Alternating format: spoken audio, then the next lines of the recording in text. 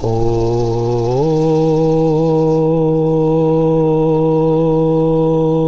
शांति शांति शांति ही। मेरे बहुत ही प्रिय और बेहद सम्मानित साथियों, हृदय की असीम गहराइयों से अभिनंदन, बहुत बहुत हार्दिक स्वागत। साथियों, रोग आखिर कहते किसे हैं? यदि किसी व्यक्ति के शरीर का कोई अंग लगातार दर्द दे रहा है, असहनीय पीड़ा दे रहा है, या उस अंग का जो कार्य होना चाहिए वो अपनी पूरी क्षमता से कार्य नहीं कर पा रहा है, इन दोनों ही परिस्थितियों को मेडिकल साइंस की भाषा में रोग की संज्ञा दी गई है, बीमारी की संज्ञा दी गई है। खैर, जो बीमारी से पीड़ित व्यक्ति होता है वो सबसे पहले रुख करता है एक चिकित्सक, एक डॉक्टर के पास जाने का। और जाहिर सी बात है कि वो उस डॉक्टर पर विश्वास करता है, पूरा विश्वास करता है, तभी वो अपना शरीर उस डॉक्टर को जाकर के सौंप देता है। और ये जरूरी नहीं कि डॉक्टर पहली बार में बीमारी की जड़ को पहचान पाए, बल्कि देखा तो यहां तक गया है कि डॉक्टर उनको एक पर्ची पर प्रयोगशाला अर्थात लैब जाने का सलाह लिख करके देते हैं। चला जाता है और जब उस लैब की रिपोर्ट आती है तब भी ये देखा गया है कि कई बार डॉक्टर को ये पता नहीं चल पाता आखिर इस बीमारी की जड़ क्या है। और ऐसे बहुत से केस रोजाना हमारे पास में आते हैं।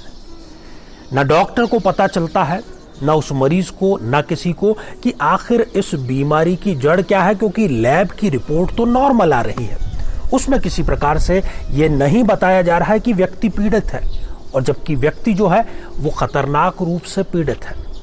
अब डॉक्टर द्वारा दवाइयां और अन्य प्रकार से प्रयोग उस बीमार शरीर पर प्रारंभ कर दिए जाते हैं, और नतीजा ये होता है कि उन एलोपैथिक दवाइयों से वो व्यक्ति स्वस्थ होने के बजाय और अधिक बीमार होना प्रारंभ कर देता है, और यहीं पर कार्य ज्योतिष का प्रारंभ होता है। साथियों, आज इस एपिसोड के माध्यम से हम ये जानेंगे कि कब कौन से ग्रह की वजह से व्यक्ति किन किन बीमारियों से पीड़ित हो सकता है।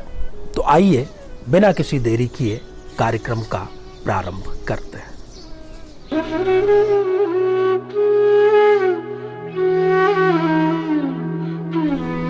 तो साथियों, शुरुआत करेंगे हम सूर्य देव से।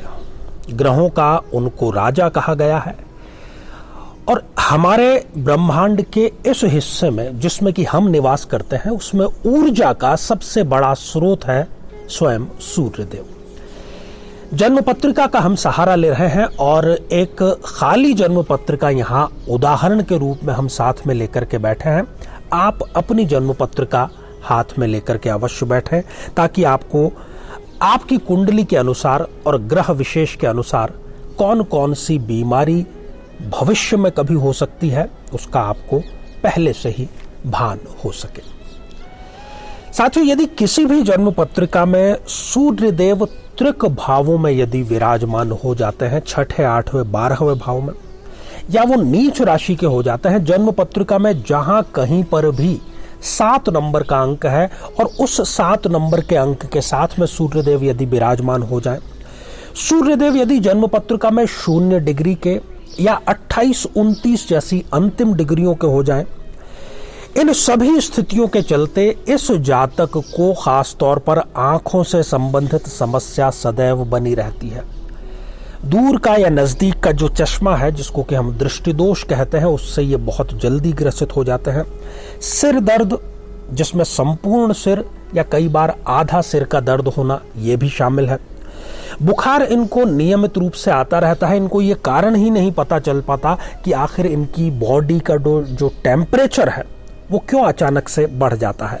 पाचन तंत्र से संबंधित बीमारी सदैव बनी रहती है, या तो खाना पचेगा नहीं, या कब्ज के ये शिकार रहेंगे, या फिर ये अतिसार अर्थात दस्त के शिकार भी हो सकते हैं।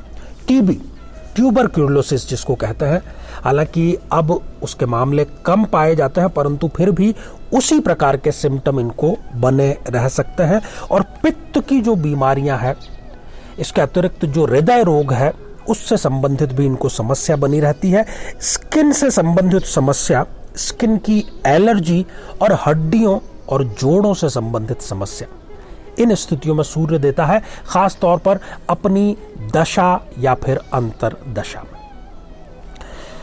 आगे बढ़ते हैं और बात करते हैं चंद्रमा की।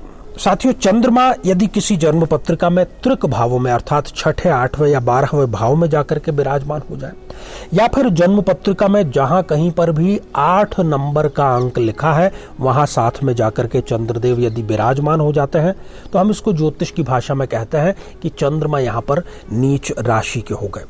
या फिर चंद्रमा किसी पाप ग्रह के साथ में, खास तौर पर राहु, केतु या शनि के साथ में युति करके विराजमान है, या फिर वो अस्त हो जाए, सूर्य के साथ में युति करके बैठ जाएं, या फिर वो 0 डिग्री या 28-29 जैसी अंतिम डिग्रियों के हो जाएं। इन सभी स्थितियों में आप लिख के रख लीजिए कि नींद से संबंधित समस्या इस जातक या जातिका को बनी रहेगी।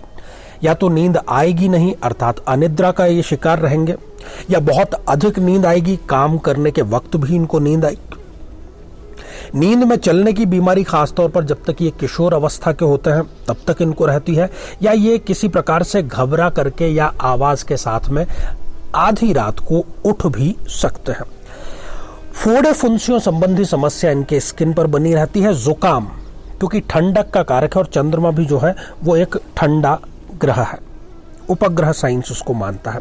साइनस और पीलिया और लीवर से संबंधित जो समस्या है वो इनको बनी रहती है। और ये यदि कोई जातिका है, कोई बहन है, तो स्त्री जन्य जो रोग होते हैं, मासिक की जो अनियमितता होती है और रक्त की कमी, हीमोग्लोबिन इनका बहुत कम मात्रा में होता है, ये सारी समस्याएं चंद्रमा इन परिस्थितियों में देता है। साथियों, आगे बढ़ते हैं, बात करते हैं मंगल देव की। यदि किसी भी जन्म पत्रिका में मंगल देव त्रिक भावों में जाकर के विराजमान हो जाएं, छठे, 8वें, 12वें भाव में, या फिर वो नीच राशि के हो जाएं जहां कहीं पर भी जन्म पत्रिका में 4 नंबर का अंक लिखा है, यदि वहां पर साथ में मंगल देव विराजमान है, या वो पाप ग्रहों से युत हो जाएं, राहु, केतु या शनि के साथ में युति करके विराजमान हो जाएं, या फिर वो 0 डिग्री के या 28-29 डिग्री के हो जाएं, या फिर वो अस्त हो जाएं। अस्त का अर्थ है सूर्य के साथ में युत करके वो बैठते हैं। तो इन सभी स्थितियों में मंगल देव इस जातक या जातिका को मांसपेशियों, नसों से संबंधित समस्या जरूर देता है। रीढ़ की हड्डी और खासतौर पर जिसको कि हम कहें कि अस्थि मज्जा से संबंधित जो समस्या है वो, रक्त में किसी न किसी प्रकार का विकार, और मंगल गर्मी का कारक है, तो गर्मी के कारण शरीर में जो विकार उत्पन्न होते हैं उसका भी कारण यहाँ पर सीधे तौर पर मंगल देव ही होते हैं। खुजली की समस्या और दंत रोग, दांतों से संबंधित इनको समस्या बनी रहती है। शरीर के किसी हिस्से में सूजन आ जाना, वहां पर दर्द होना, ये भी इनके लक्षण है। कान से संबंधित भी इनको समस्या रहती है। पुरुषों में अंडकोश से संबंधित समस्या इनको बनी रह सकती है। पथरी, खासतौर पर गुर्दे में, वो भी इनको समस्या बनी रह सकती है। ये सारी समस्याएं मंगल जनित होती हैं। साथियों, आप सब कुछ टैली करते रहिएगा क्योंकि ये रिसर्च बेस्ड है और हम यहाँ पर आपको चुनौती इसी बात की दे रहे हैं कि आप स्वयं अपनी बीमारी का पता लगाएं। बात करते हैं बुध की। यदि बुध देव किसी जन्म पत्रिका में त्रिक भावों में जाकर के विराजमान हो जाएं, छठे, 8वें या 12वें भाव में खास तौर पर, या वो नीच राशि के हो जाएं, अर्थात जहां पर कि 12 नंबर का अंक मीन राशि होती है वहां विराजमान हो जाएं, या वो राहु, केतु या शनि ऐसे पाप ग्रहों के साथ में युति करके विराजमान हो जाएं, या फिर वो 0 डिग्री या 28-29 जैसी अंतिम डिग्रियों के होते हैं यदि, तो ऐसा व्यक्ति सदैव भ्रम में रहता है। हर किसी पर, खासतौर पर अपने जीवन साथी पर वो अकारण ही शंका या शक करने का कार्य करता है, वैसे भी सभी लोगों पर करता है। सपनों में अचानक से जागना या चक्कर आ जाना, और वाणी दोष, बचपन में जिसको हम हकलाहट कहें या उच्चारण की जो समस्या कहें, वो बुध देव इस स्थिति में अवश्य देते हैं। साथियों, आगे बढ़ते हैं, बात करते हैं गुरुदेव की। गुरुदेव अर्थात बृहस्पति।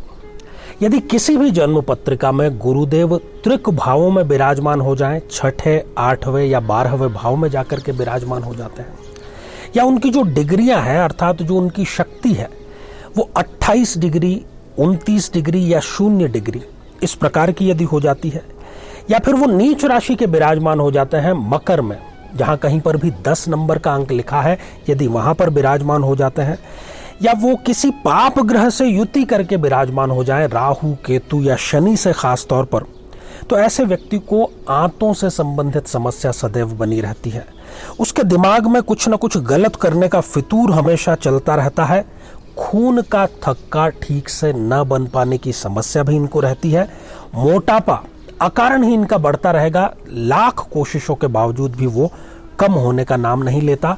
और लीवर से संबंधित समस्या, और इसके अलावा जब ये 40 वर्ष से अधिक के हो जाते हैं तब इनको डायबिटीज की समस्या से भी सामना करना पड़ता है।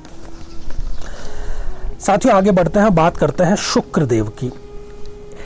यदि शुक्रदेव किसी भी जन्म पत्रिका में त्रिक भावों में जाकर के विराजमान हो जाएं, वो छठे, 8वें या 12वें भाव में विराजमान हो जाते हैं, या वो नीच राशि के हो जाएं जहां पर कि 6 नंबर का अंक लिखा है उसके साथ में वो बैठ जाए, या फिर वो किसी पाप ग्रह के साथ में युति कर ले, खासतौर पर राहु, केतु या शनि के साथ में, या वो उनकी डिग्री जो है वो 0 या 28, 29 जैसी अंतिम डिग्रियां हो, तो भी ये इनको हाई ब्लड प्रेशर, डायबिटीज, मूत्र संबंधी किसी न किसी रोग से, महिलाओं को यदि बात करें बहनों की तो श्वेत प्रदर से संबंधित कोई रोग, गुर्दों से संबंधित कोई रोग, किसी न किसी प्रकार के गुप्त रोग शुक्रदेव ऐसी स्थिति में प्रदान करते ही करते हैं।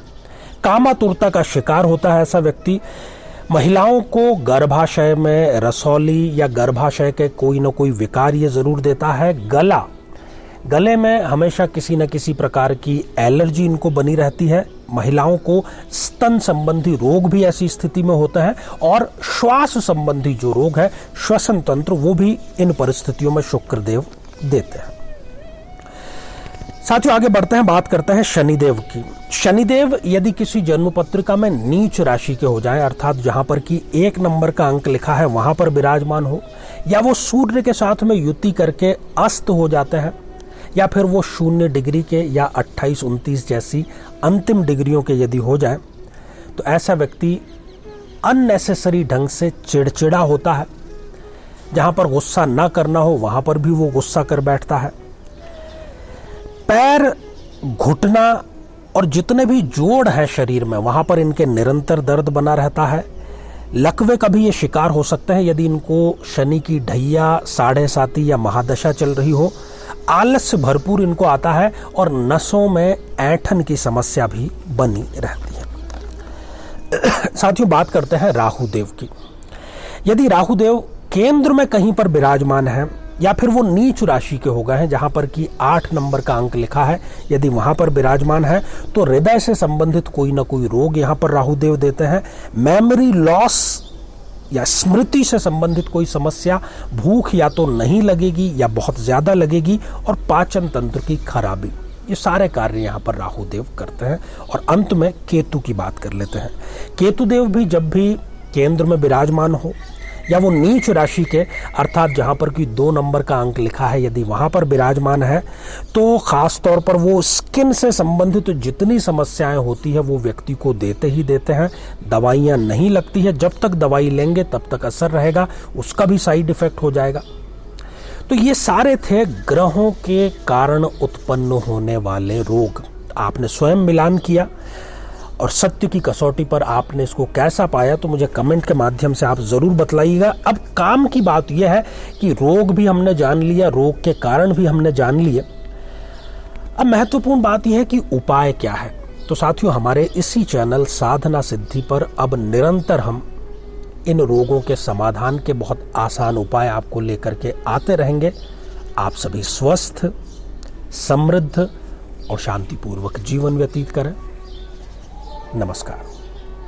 जीवन में किसी समस्या का सामना कर रहे हैं, जैसे कि शादी में देरी होना, पति पत्नी में मनमुटाव या तलाक तक की नौबत आ जाना, संतान का प्राप्त न हो पाना, नौकरी या धन प्राप्ति में बाधा आना, जीवन के प्रत्येक क्षेत्र में किसी न किसी प्रकार की बाधा आना, तो आज ही अपनी जन्म पत्रिका का संपूर्ण विश्लेषण करवाएं और पाएं समस्या से सदैव के लिए